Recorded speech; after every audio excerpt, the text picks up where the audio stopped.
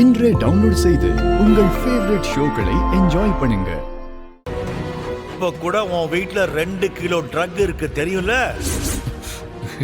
நான் என்ன கேட்டுட்டு இருக்கேன், நீங்க என்ன பண்ணிட்டு இருக்கீங்க? ஏன் காலையில இருந்து ஒரு மாதிரியா இருக்கீங்க? நான் பேசுறது உங்களுக்கு கேக்குதா இல்லையா? கொஞ்சம் பாருங்க. இப்ப என்ன பிரச்சனை உனக்கு? கொஞ்சம் அமைதியா இருக்க மாட்டியா? சும்மா நொய்யும் பேசிட்டே இருக்க. கடுப்பேத்திக்கிட்டு. ஏய், என்னதான் உனக்கு பிரச்சனை? எதுக்கு இப்ப என் தங்கச்சி திட்டுற? கல்யாணம் ஆகி இன்னைக்குதான் முதல்ல அவ வீட்டுக்கு வந்திருக்கா. அவகிட்ட இப்படித்தான் கோவமா நடந்துப்பியா? ஏய், கொஞ்சம் நிறுத்துறியா? உனக்கு கொஞ்சமாச்சும் அறிவு இருக்கா? புருஷன் பொண்டாட்டி பேசிட்டு இருக்கிறப்போ நடு வீட்டுல ஏதோ நுழைஞ்ச மாதிரி நீ பாட்டுக்கு உள்ள வர. இல்ல ரித்திகா, இவரு என்னுடைய புருஷன். என்ன திட்டுறதுக்கு அவருக்கு உரிமை இருக்கு. நீ யாரு எங்களுக்குள்ள? போ, வெளியே போ. இவனை எப்படி அப்பாவியா நம்பிட்டு இருக்கே ரித்திகா? உண்மை தெரிஞ்சா நீ எப்படி தாங்கிக்க போற? போன்னு சொல்ற, இன்னும் நின்னுகிட்டே இருக்க. போ. உதய பெருமாள் சார பார்க்கணும். ஒரு நிமிஷம் வெயிட் பண்ணுங்க. ஓகே சார், உங்களை பார்க்க ஒரு ஆள் வந்திருக்காரு சார். Okay sir. சார் மீட்டிங்ல இருக்காரு. உள்ள கான்ஃபரன்ஸ் ஹால்ல வெயிட் பண்ணுங்க. சரிங்க. அத்தை. வரேன். என்ன ஜமுனா? அத்தை, நம்ம வீட்ல யாருமே இல்ல வேற. ஒருவேளை நாளைக்கே மாப்பிள்ளையும் ரித்திகாவும் நம்ம வீட்டுக்கு வர மாதிரி இருந்தா திடீர்னு எதுவும் பண்ண முடியாது. ஒண்ணு பண்ணுங்க, அயலியையும் அம்முவையும் கூட்டிக்கிட்டு நீங்க வீட்டுக்கு கிளம்புங்க. நானும் செல்லமாவும் இருந்து பார்த்துட்டு காலையில கிளம்பி வந்துடுறோம். அதுவும் சரிதான். நாங்க லக்கேஜ் எல்லாம் எடுத்துட்டு கிளம்புறோம். வா.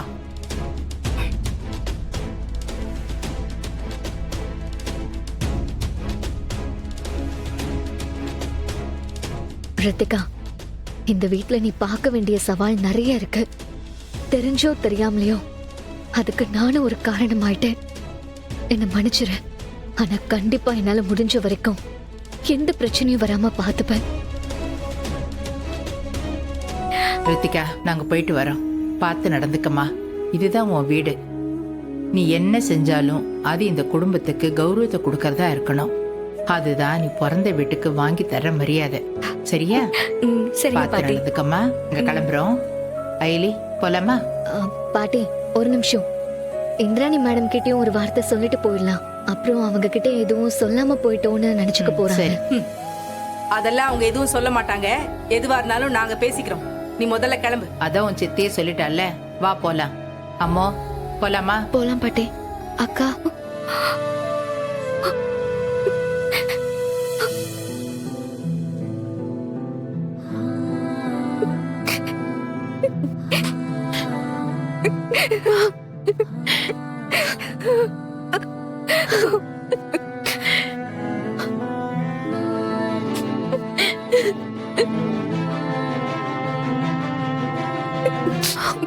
அழாத. மிஸ் யூ அக்கா, மிஸ் யூ. வீட்ல ரெண்டும் எலியும் புனையுமா அடிச்சுக்கும். இப்ப எப்படி இருக்குன்னு பாரு. என்ன இருந்தாலும் ஒரே வயித்துல பிறந்த அக்கா தங்கச்சிங்க அப்படித்தானே இருப்பாங்க.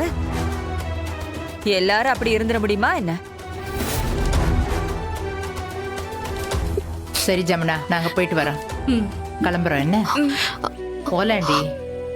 வாமா. போயிட்டு வா. போயிட்டு வர. ஆமா, சிவா எங்க? மண்டபத்துல இருந்து கிளம்புனதுக்கு அப்புறம் நான் அவனை பார்க்கவே இல்லையே. அவரு வீட்டுக்கு போயிட்டாரு பத்து. ஓஹோ. இப்பவே நான் அவர்கிட்ட போய் என் அம்மாவை ஏன் விட்டுட்டு போனீங்க நான் கேட்க போறேன். இப்பவே நான் போய் நான் தான் உங்க புள்ளன்னு சொல்ல போறேன். அவர் பேசுன தோணையே சரியில்லை. ஏதாவது அவசரப்பட்டு பண்ணிடுவாரோ? உதய பெருமாள் அங்கிள் தான் அவரோட அப்பான்னு தெரிஞ்சதுக்கு அப்புறம் அவரால் சும்மா இருக்க முடியாது.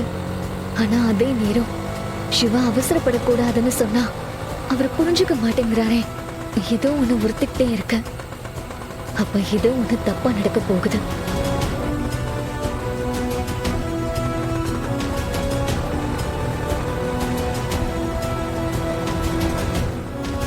என்ன போன் எடுக்க மாட்டேங்கிறாரு? ஒருவேளை அவசரப்பட்டு உதய பெருமாள் அங்கிள் கிட்ட சொல்ல போயிட்டாரோ? இப்பதானே உதய பெருமாள் அங்கிளும் இந்திராணி மேடமும் ஆபீஸ் கிளம்பி போயிட்டு தான் சொன்னாங்க. இவரு போய் அங்க ஏதாவது பிரச்சனை பண்ணிட்டா, கடவுளே என்ன நடக்க போதோ தெரியல. பத்து, இப்பதான் எனக்கு ஞாபகம் வருது. சிவா எனக்கு கால் பண்ணி ஸ்கூல் விஷயமா ஒருத்தரை மீட் பண்ண வர சொல்லியிருந்தாரு. நான் மறந்துட்டேன். ஓ, நீங்க வீட்டுக்கு போங்க, நான் அவரை போய் மீட் பண்ணிட்டு பார்த்துட்டு அவர் கூடவே வீட்டுக்கு வந்துடுறேன். இந்த நேரத்துல யாரக்கா போய் பார்க்க போற? எதா இருந்தாலும் காலையில பாத்துக்கலாம், நீ வா. இல்ல அம்மோ, பிள்ளைங்க படிப்பு விஷயம் அவங்க சொல்ற டைமுக்கு தான் போகணும். அதான் கூட சிவா இருக்காருல்ல, நான் சீக்கிரமா வந்துருவேன். சரி, பார்த்து சீக்கிரமா போயிட்டு வா, போ. உங்களை கண்டுபிடிக்கிறதுக்காக இத்தனை வருஷமா நான் எவ்வளவு போராடினேன்னு தெரியுமா? நீங்க என்னையும் அம்மாவையும் விட்டுட்டு போனதுக்கு அப்புறம் நானும் அம்மாவும் நீங்க இல்லாம எவ்வளவு கஷ்டத்தை அனுபவிச்சேன்னு தெரியுமா? அம்மா கடைசி வரைக்கும் உங்களை பத்தி எதுவுமே சொல்லாம இறந்துட்டாங்கப்பா.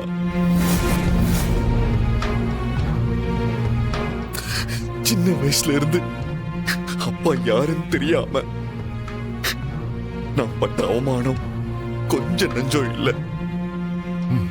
நானும் அம்மாவும் அதுக்காகவே ஏதோ ஒரு பெரிய தப்பு பண்ண மாதிரி பயந்து போய் வாழ்ந்துகிட்டு இருந்தோம். சின்ன வயசுல இருந்து நான் ஒரு அனாதை இப்படி கேட்டு கேட்டு ஒரு கட்டத்துல நானே என்ன ஒரு அனாதை நினைச்சு வாழ ஆரம்பிச்சிட்டேன்.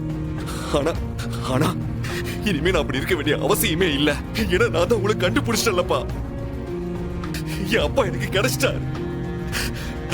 அப்பா அப்பா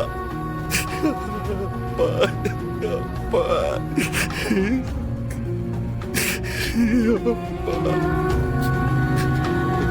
சிவா, என்னப்பா?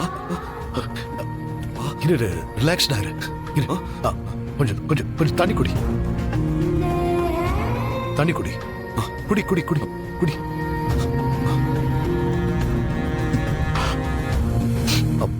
சிவா, ஏதோ குழப்பத்தில் இருக்கேன்னு நினைக்கிறேன். திடீர்னு வந்து அழுத. என்னன்னு கேட்டா நான் தான் உன்னோட அப்பான்னு சொல்றேன். எனக்கு ஒண்ணுமே புரியல. அப்பா, என்னப்பா நான் சொல்றது உங்களுக்கு புரியலையா? அப்பா, நான் தான் உங்க பையன், நீங்க என் அப்பா.